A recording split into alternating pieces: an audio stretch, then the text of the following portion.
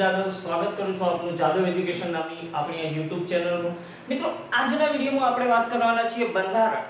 બંધારણ એટલે કોઈ પણ સ્પર્ધાત્મક પરીક્ષા માટે સૌથી અગત્યનો વિષય। કોઈ પણ સ્પર્ધાત્મક પરીક્ષાની તમે તૈયારી કરો છો એની અંદર બંધારણનું જે પણ માર્ક્સનું વેઇટેજ છે એ આવે છે અને 100% આવે છે। હવે જુઓ આગામી સમયમાં તમે જે પણ પરીક્ષાઓ આપવાના છો, સિનિયર ક્લાર્ક, સબ એકાઉન્ટન્ટ, સબ ઓડિટર, બિન સચિવાલય ક્લાર્ક છે, રેવન્યુ તલાટી આવશે, પોલીસ કોન્સ્ટેબલ આવશે, પોલીસ સબ ઇન્સ્પેક્ટર આવશે, આસિસ્ટન્ટ સબ ઇન્સ્પેક્ટર આવશે, કોઈ પણ પરીક્ષા ચાહે ડીવાયએસઓ હશે, જીપીએસસી 1-2 હશે, એની અંદર બંધારણ વિષય તમારા માટે સૌથી અગત્યનો છે। અને આજે આપણે બંધારણની વિડિયો લેક્ચર સિરીઝ શરૂ કરી છે। અમે અગાઉ આપણી કરંટ અફેરની લેક્ચર સિરીઝ શરૂ છે, જેની લિંક હું નીચે ડિસ્ક્રિપ્શનમાં મૂકી દઈશ। આપ ત્યાંથી રોજે રોજ કરંટ અફેર મેળવી શકો છો। આપ અમારી ટેલિગ્રામ ચેનલમાં પણ જોઈન કરી શકો છો। તો આપણે મિત્રો આજના આ વિડિયોની અંદર ચર્ચા કરવાના છીએ બંધારણ એટલે શું, બંધારણના પ્રકાર, બંધારણ કેવી રીતે અસ્તિત્વમાં આવ્યું એટલે કે બંધારણનો ઇતિહાસ, ભારતની શાસન વ્યવસ્થા કયા પ્રકારની છે, બંધારણ આપણા દેશમાં કેવી રીતે લાગુ પડ્યું, એ તમામ વિશે ચર્ચા કરીશું। તો સૌપ્રથમ આપણે બંધારણ શબ્દનો એક સિમ્પલ આપણે સમજીશું કે બંધારણ એટલે શું। સૌથી પહેલા આપણને ખ્યાલ હોવો જોઈએ કે બંધારણ એટલે શું, ખબર હોવી જોઈએ, બંધારણની વ્યાખ્યા આવડવી જોઈએ, બંધારણનો કોન્સેપ્ટ આપણે ક્લિયર કરવાનો છે। સૌપ્રથમ વાત કરીશું બંધારણ એટલે એવું કાયદાકીય પુસ્તક। બંધારણ એટલે એવું કાયદાકીય પુસ્તક જેની અંદર શું હોય, નિયમોનો સમાવેશ કરવામાં આવ્યો હોય, જેની અંદર નિયમોનો સમાવેશ કરવામાં આવ્યો હોય। એટલે આખી આ વ્યાખ્યાને આપણે આ રીતે ગોઠવીશું, બંધારણ એટલે એવું કાયદાકીય પુસ્તક કે જેની અંદર નિયમોનો સમાવેશ કરવામાં આવ્યો હોય અને જેના આધારે શાસન વ્યવસ્થા ચાલશે, દેશની શાસન વ્યવસ્થા ચાલશે। જુઓ મિત્રો, હવે બંધારણ આપણને રોજબરોજની જિંદગીમાં દરેક જગ્યાએ જોવા મળશે। તમે કોઈ પણ એક સમાજના વ્યક્તિ છો તો તમારા સમાજનું એક આગવું બંધારણ હોય છે। જેવી રીતે આપણે સમાજના રીત રિવાજો અને વ્યવહારો હોય છે, એ પણ એ શું છે, સમાજનું એક બંધારણ છે। તો એવી રીતે આ દેશનું બંધારણ છે એવું એક કાયદાકીય પુસ્તક જેની અંદર નિયમોનો સમાવેશ થયો હોય અને એ નિયમોના આધારે દેશની શાસન વ્યવસ્થા ચાલશે। તો થઈ ગયું મિત્રો બંધારણ એટલે શું। હવે થોડા શબ્દો આપણે અહીંયા સમજીશું। સમવાય તંત્ર, સમવાય તંત્ર બંધારણ, જેને આપણે અંગ્રેજીમાં ફેડરલ સિસ્ટમ તરીકે પણ ઓળખીએ છીએ। તો સમવાય તંત્રની અંદર મિત્રો શું આવશે, જુઓ, એક આવશે કેન્દ્ર સરકાર, સત્તા કેન્દ્ર સરકાર જોડે હશે, બીજી સત્તા રાજ્ય સરકાર જોડે હશે અને ત્રીજી સત્તા કોની જોડે હશે, સ્થાનિક સરકાર જોડે હશે। જેને આપણે બીજા શબ્દોમાં કહીએ તો સત્તાનું વિકેન્દ્રીકરણ, સત્તાને વિકેન્દ્ર કરવી। તો આવી ફેડરલ સિસ્ટમને આપણે એટલે કે સમવાય તંત્ર કહીશું। બીજું છે એકવાય તંત્ર, તો એની અંદર જો મિત્રો ફક્ત કેન્દ્ર સરકાર જોડે સત્તા હશે। આ જે શાસન વ્યવસ્થા ચલાવવાની હશે એ શાસન વ્યવસ્થાની જે પણ સત્તાઓ હશે કોની જોડે હશે, ફક્ત ને ફક્ત કેન્દ્ર સરકાર જોડે હશે। તો સમજીએ, સમવાય તંત્રમાં કેન્દ્ર સરકાર, રાજ્ય સરકાર અને સ્થાનિક સરકાર જોડે સત્તા છે, જ્યારે એકવાય તંત્રમાં ફક્ત કેન્દ્ર સરકાર જોડે federal system, unitary system, federal system એટલે સમવાય તંત્ર, યુનિટરી સિસ્ટમ એટલે એકવાય તંત્ર। એક્ઝામ્પલ તરીકે ફેડરલ સિસ્ટમ જે સમવાય તંત્ર અમેરિકા છે, બ્રાઝિલ છે, આ બધા દેશોમાં લાગુ પડેલી છે, ત્યાં આગળ આપણે આનું ઉદાહરણ જોવા મળશે। એકવાય તંત્ર આપણને ચાઇના છે, જાપાન છે, એવા દેશોની અંદર એકવાય તંત્ર શાસન જોવા મળશે। અને અર્ધ સમવાય તંત્ર સૌથી અગત્યનું કે આપણા દેશમાં કેવી શાસન વ્યવસ્થા, કેવું તંત્ર લાગુ કરવામાં આવ્યું છે, અર્ધ સમવાય તંત્ર ભારત દેશની અંદર જોવા મળશે। સૌથી પહેલા આપણે વાત કરીશું કે અર્ધ સમવાય તંત્ર એટલે શું। તો સત્તાને આ રીતે ત્રણ અંગોમાં વહેંચવામાં આવી છે। પહેલું છે ધારાકીય અંગ, બીજું છે કારોબારી અંગ અને ત્રીજું છે ન્યાયિક અંગ। તો અહીંયા જોઈએ ધારાકીય અંગ એટલે શું, તો કે ધારાકીય અંગની અંદર બે ભાગ છે, એક છે કેન્દ્ર યુનિયન અને બીજું છે રાજ્ય એટલે કે સ્ટેટ। તો કેન્દ્રની અંદર શું હશે, સંસદ હશે, જ્યારે રાજ્યની અંદર વિધાન મંડળનો સમાવેશ કરવામાં આવ્યો છે। કેન્દ્રની અંદર સંસદના મુખ્ય ત્રણ અંગો પરીક્ષામાં વારંવાર પૂછાય છે।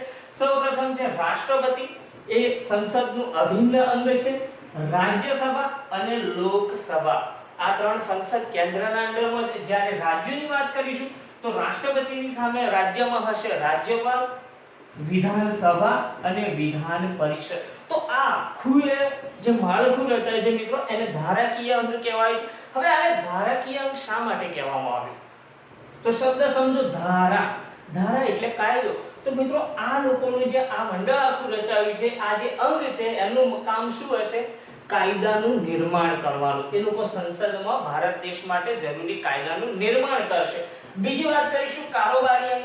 તો હવે જે ધારાકીય અંગ દ્વારા જે કાયદાઓનું નિર્માણ કરવામાં આવ્યું છે, એ કાયદાઓ ઉપર અમલ કરવાનો, એ કાયદા મુજબ કામ કરવાનું અને લોકો સુધી એ કાયદાને પહોંચાડવાનું કામ મિત્રો કારોબારી અંગનું છે. અને છેલ્લું છે ન્યાયિક અંગ. તો ન્યાયિક અંગ એટલે અહીંયા ધારાકીય અંગ દ્વારા કાયદો ઘડવામાં આવ્યો, કારોબારી અંગ દ્વારા એ કાયદાને અમલમાં મૂકવામાં આવ્યો, લોકો સુધી પહોંચાડવામાં આવ્યો.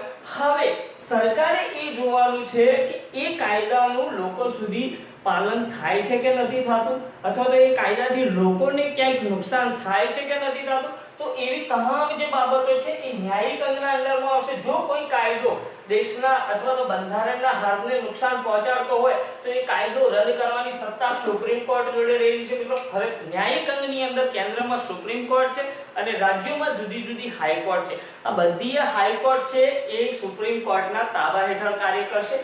જ્યારે જિલ્લા અદાલતો છે, મજૂર અદાલતો છે, ફાસ્ટ ટ્રેક અદાલતો છે, આ બધી જે તે રાજ્યના હાઈકોર્ટના અંડરમાં કામ કરશે. મૂળ સૌથી સર્વોપરી સત્તા આ દેશમાં જો કોઈના જોડે રહેલી છે, ન્યાયિક અંગની વાત કરીએ તો સુપ્રીમ કોર્ટ જોડે રહેલી છે. તો મિત્રો આ બંધારણ એટલે શું જોયું આપણે? અમુક એવા શબ્દો જોયા.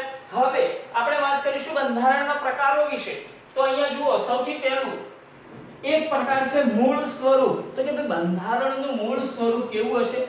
લેખિત હશે કાં તો અલેખિત હશે. કોઈ દેશની અંદર કાયદાઓ એટલે કે બંધારણ લખવામાં આવ્યું છે, જેમ કે ભારત.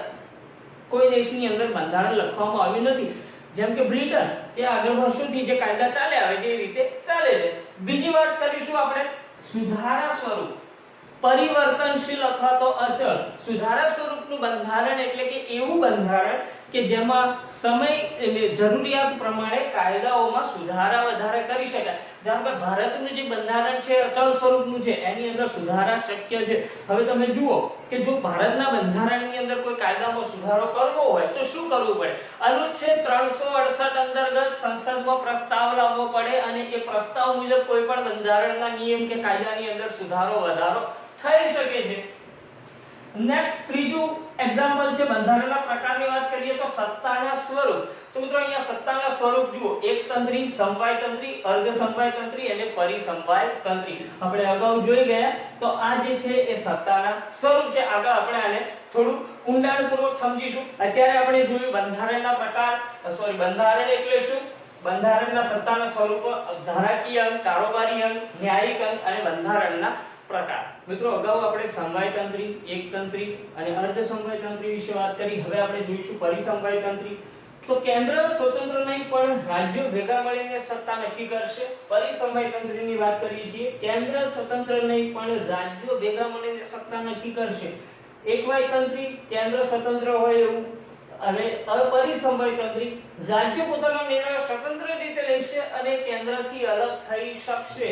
કોઈ પણ રાજ્યને પોતાના નિર્ણયો સ્વતંત્ર લેવાનો અધિકાર છે અને એ અલગ થઈ શકે છે કેન્દ્રથી. હાલમાં કોઈ દેશની અંદર આ પ્રકારની શાસન વ્યવસ્થા જોવા મળતી નથી. તો મિત્રો બંધારણના ઇતિહાસ વિશે વાત કરીશું. તો વિશ્વની જ્યારે આપણે વાત કરીશું તો ગ્રીસમાં સૌપ્રથમ બંધારણ જોવા મળતું હતું. ગ્રીસના લોકો પ્રમાણે બંધારણ એટલે લોકોની જીવન પ્રણાલી. બંધારણ એટલે લોકોની જીવન પ્રણાલી. ત્યારબાદ આપણે ઓફિશિયલી વાત કરીએ તો બંધારણની શરૂઆત વિશ્વમાં ઈસવીસન 1776 માં થઈ. અમેરિકામાં સ્વતંત્રતા સંગ્રામ જે થયો એના પછી સૌપ્રથમ લેખિત બંધારણ અસ્તિત્વમાં આવ્યું.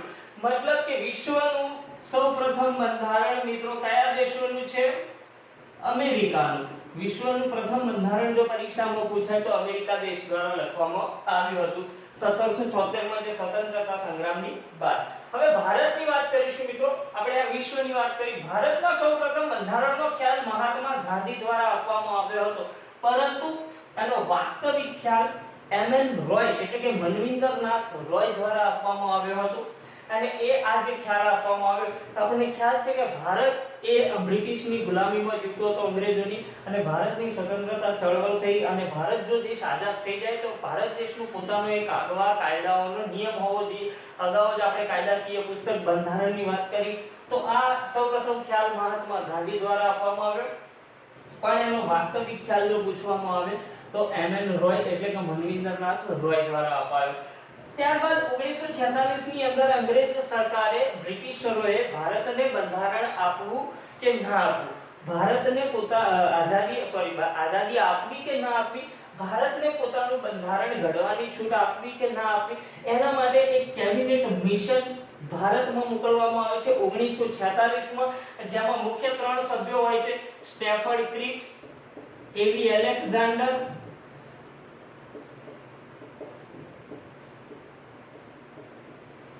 અને પેથિક લોરેન્સ. તો મિત્રો આ 3 જે સભ્યો કેબિનેટ મિશન લઈને ભારતમાં આવ્યા હતા, એમનું મુખ્ય કામ એ હતું કે ભારતને આઝાદી આપવી કે ના આપવી, ભારતને બંધારણ ઘડવા દેવું. આનો એક રિપોર્ટ તૈયાર કરી અને બ્રિટિશ પાર્લામેન્ટમાં રજૂ કરવાનો હતો. જો આ રિપોર્ટ પોઝિટિવ રજૂ થાય બ્રિટિશ પાર્લામેન્ટમાં તો ભારતને બંધારણ ઘડવાની છૂટ મળે. તો એવું જ થયું મિત્રો. કેબિનેટ મિશનના સકારાત્મક અહેવાલ એટલે કે પોઝિટિવ રિપોર્ટના પગલે ભારત દેશને બંધારણ ઘડવા દેવાની છૂટ આપવામાં આવી અને એ અનુસંધાને ભારતની બંધારણની બેઠકો યોજાઈ. બંધારણની સૌપ્રથમ બેઠક 9 ડિસેમ્બર 1946 ના રોજ યોજાઈ, જેની અંદર અસ્થાયી અધ્યક્ષ તરીકે ડોક્ટર સચ્ચિદાનંદ સિન્હાની વરણી કરવામાં આવી. ડોક્ટર સચ્ચિદાનંદ સિન્હા એ પ્રથમ બેઠક, બંધારણની પ્રથમ બેઠકના અસ્થાયી અધ્યક્ષ હતા. ત્યારબાદ બીજી બેઠક 11 ડિસેમ્બર 1946 ના રોજ યોજાઈ, જેની અંદર સ્થાયી અધ્યક્ષની વરણી કરવામાં આવી ડોક્ટર રાજેન્દ્ર પ્રસાદ, જે બંધારણ કમિટીના સ્થાયી અધ્યક્ષ તરીકે નિયુક્તિ પામ્યા. મિત્રો કુલ ભારતની અંદર 166 બંધારણીય બેઠકોનું આયોજન થયું અને આ તમામ બેઠકોની અંદર ભારતનું બંધારણ કેવું હશે, કયા નિયમો હશે, આ સમગ્ર ચર્ચાઓ આ 166 બેઠકોની અંદર થઈ અને ભારતનું બંધારણ ઘડવામાં આવ્યું. હવે મિત્રો ડોક્ટર રાજેન્દ્ર પ્રસાદ જે બંધારણની કમિટીના અધ્યક્ષ છે, એમણે એક ડ્રાફ્ટિંગ કમિટીની રચના કરી. ડ્રાફ્ટિંગ કમિટીના અન્ય પણ મિત્રો નામ છે. પ્રારૂપ સમિતિ તમે એને ઓળખી શકો છો, એને ખરડા સમિતિ તરીકે પણ એને ઓળખી શકો છો. તો આ પ્રારૂપ સમિતિ, ખરડા સમિતિ કે ડ્રાફ્ટિંગ સમિતિની રચના એ ડોક્ટર રાજેન્દ્ર પ્રસાદ દ્વારા કરવામાં આવી. એના અધ્યક્ષ ડોક્ટર બી.આર. આંબેડકરને બનાવવામાં આવ્યા, જેમને આપણે બંધારણના પિતા તરીકે પણ ઓળખીએ છીએ. અને ગુજરાતી સભ્ય એકમાત્ર કમા મુનશી હતા. ડ્રાફ્ટિંગ કમિટીના કુલ 7 સભ્યો પૈકી એકમાત્ર સભ્ય ગુજરાતી કમા મુનશી હતા, જે ગુજરાતી સાહિત્યકાર છે. હવે મિત્રો ડ્રાફ્ટિંગ કમિટીનું કામ એ હતું કે સમગ્ર દેશમાંથી જે બંધારણ બનાવવા માટેના જે નિયમો, જે લોકોના સલાહ સૂચનો હતા, એ ડ્રાફ્ટ એટલે માળખું તૈયાર કરવું. તો સમગ્ર માળખું તૈયાર કરવાનું કામ ડ્રાફ્ટિંગ કમિટીનું હતું અને એટલા માટે જ આપણે ડોક્ટર બી.આર. આંબેડકરને ભારતીય બંધારણના પિતા તરીકે ઓળખીએ છીએ. ઓકે મિત્રો, તો કેબિનેટ મિશનના સકારાત્મક અહેવાલના લીધે ભારતમાં બંધારણની બેઠકોનું એટલે કે બંધારણ સભાનું આયોજન શરૂ થયું, જેના અનુસંધાને સૌપ્રથમ 9 ડિસેમ્બર 1946 ના રોજ પ્રથમ બેઠક યોજાઈ, જેમાં ડોક્ટર સચ્ચિદાનંદ સિન્હા અસ્થાયી અધ્યક્ષ હતા. 11 ડિસેમ્બરે સ્થાયી અધ્યક્ષની વરણી કરવામાં આવી ડોક્ટર રાજેન્દ્ર પ્રસાદની. ડોક્ટર રાજેન્દ્ર પ્રસાદે ડ્રાફ્ટિંગ કમિટીની નિમણૂક કરી અને એના અધ્યક્ષ હતા ડોક્ટર બી.આર. આંબેડકર, એકમાત્ર ગુજરાતી સભ્ય કમા મુનશી. અને ત્યારબાદ કુલ 166 બેઠકોનું આયોજન થયું. તો બંધારણ બનવા પાછળ ભારતમાં કુલ કેટલો સમય લાગ્યો? તો મિત્રો 2 વર્ષ 11 મહિના અને 18 દિવસ જેટલો સમય લાગે છે ભારતનું બંધારણ ઘડાવવા પાછળ. 2 વર્ષ 11 મહિના અને 18 દિવસ. ઘણીવાર પરીક્ષાઓમાં ઓપ્શનની અંદર પૂછાય છે કે બંધારણ બનાવવા પાછળ કુલ કેટલો સમય લાગ્યો? ABCD 4 અલગ ઓપ્શન આપેલા હોય છે, એની અંદર આવી રીતે વર્ષ ને મહિના લખેલા હોય છે, દિવસો. તો આપણને ખ્યાલ હોવો જોઈએ 2 વર્ષ 11 મહિના અને 18 દિવસ લાગ્યું ભારતનું બંધારણ બનવા માટે. મિત્રો ભારતની પ્રજા દ્વારા બંધારણનો સ્વીકાર ક્યારે કરવામાં આવ્યો? તો મિત્રો ભારતની પ્રજા દ્વારા બંધારણનો સ્વીકાર 26 નવેમ્બર 1949 ના રોજ કરવામાં આવ્યો. સ્વીકાર અને અમલ, તો બંધારણનો અમલ થયો મિત્રો 26 જાન્યુઆરી 1950 બંને તારીખ યાદ રાખજો 26 નવેમ્બરને આપણે રાષ્ટ્રીય કાયદા દિવસ તરીકે ઓળખીએ છીએ કારણ કે આ દિવસે આપણી ભારતની પ્રજાએ આ કાયદાનો સ્વીકાર કર્યો હતો 26 નવેમ્બર 1949 ને આપણે રાષ્ટ્રીય દૂધ દિવસ તરીકે પણ ઓળખીએ છીએ ડોક્ટર વર્ગીસ કુરિયનની યાદમાં અને અમલ મિત્રો 26 જાન્યુઆરી 1950 ના રોજ થયો શા માટે કારણ કે 26 જાન્યુઆરી 1930 ના અંદર પૂર્ણ સ્વરાજ દિવસ ઉજવવામાં આવ્યો હતો પૂર્ણ સ્વરાજ દિન ઉજવવામાં આવ્યો હતો એની યાદમાં 26 જાન્યુઆરી 1950 ના રોજ ભારતની અંદર બંધારણ અમલમાં મૂકવામાં આવ્યું એટલે આપણે 26 જાન્યુઆરીને પ્રજાસત્તાક દિવસ તરીકે ઉજવીએ છીએ દર વર્ષે ડ્રાફ્ટિંગ કમિટીના અન્ય નામ મિત્રો તો એક છે પ્રારૂપ સમિતિ બીજું છે ખરડા સમિતિ અને મુસદ્દા સમિતિ તરીકે પણ ડ્રાફ્ટિંગ કમિટીને ઓળખવામાં આવે છે હવે મિત્રો બંધારણ બનવા પાછળ અંદાજિત ખર્ચ જો વાત કરીએ તો આશરે 65 લાખ રૂપિયા જેટલો ખર્ચ થયો હતો બંધારણ બનવા પાછળ તો મિત્રો આજના આ વિડિયોની અંદર આપણે વાત કરી બંધારણ એટલે શું બંધારણનો ઇતિહાસ વિશ્વની અંદર સૌપ્રથમ ગ્રીસ ત્યારબાદ અમેરિકામાં 1776 માં સૌપ્રથમ લેખિત દસ્તાવેજ રજૂ કરાયો જેને અમેરિકાનું બંધારણ કહેવામાં આવે છે અને ભારતનું બંધારણ 26 નવેમ્બર 1949 ના રોજ સ્વીકાર થયું જ્યારે એનો અમલ 26 જાન્યુઆરી 1950 ના રોજ કરવામાં આવ્યો કારણ કે 26 જાન્યુઆરી 1930 ના રોજ જવાહરલાલ નહેરુ અને જે આઈએનસી ના સભ્યો દ્વારા પૂર્ણ સ્વરાજ દિવસ ઉજવવામાં આવ્યો હતો તો બંધારણની અંદર આપણે સત્તાના પ્રકારો જોયા એકવાયતંત્રી સમવાયતંત્રી અર્ધ સમવાયતંત્રી પરિસમવાયતંત્રી તો હવે નેક્સ્ટ વિડિયોની અંદર આપણે બંધારણની લાક્ષણિકતાઓ વિશે ચર્ચા કરીશું